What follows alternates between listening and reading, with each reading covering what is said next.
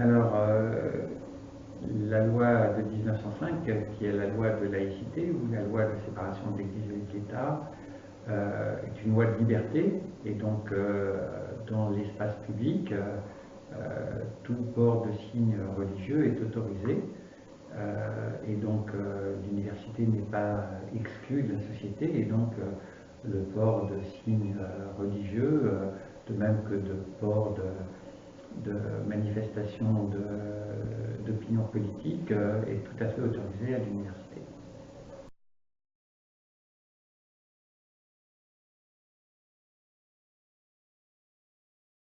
Eh bien, écoutez, il y a un enseignant vacataire qui a prétexté le fait qu'une de ses étudiants portait un foulard pour interrompre son cours et se lancer dans une diatribe personnelle. Donc il a été convoqué par le doyen.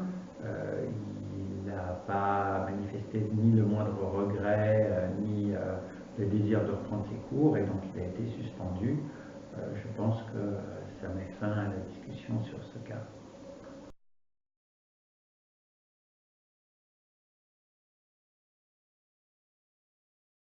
En France, 200 000 enseignants dans le supérieur et probablement 2 à 3 fois plus de vacataires. Les deux cas que vous me signalez sont des cas, l'un qui se passe à l'université par un enseignant vacataire qui par ailleurs est avocat, l'autre à l'école du barreau. Donc je considère personnellement que ces deux cas sont d'abord une exception, et surtout sont le fait de deux professionnels du droit qui ne peuvent pas ignorer, d'une part, que leur position n'est pas légale, deuxièmement, que ces personnes ont juré de défendre la loi et qu'ils la transgressent, et troisièmement, qu'ils ne peuvent pas ignorer que leur position peut s'assimiler à de la discrimination qui, elle, est pénalement répréhensible. Donc je suis assez étonné de leur position.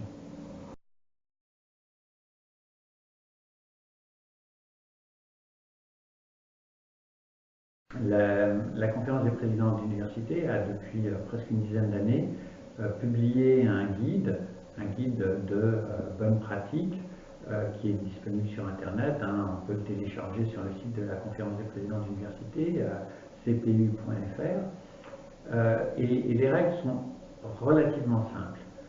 Première règle, celle qui s'applique aux usagers du service public de l'université, c'est-à-dire les étudiants et les étudiantes, pour lesquels la liberté est de règle. Deuxième grand corps de règles, celle qui s'applique aux fonctionnaires ou agents d'État, c'est-à-dire aux salariés de l'université, pour qui la neutralité s'impose et qui ne doivent en aucune manière montrer ou démontrer leurs opinions politiques, religieuses ou philosophiques.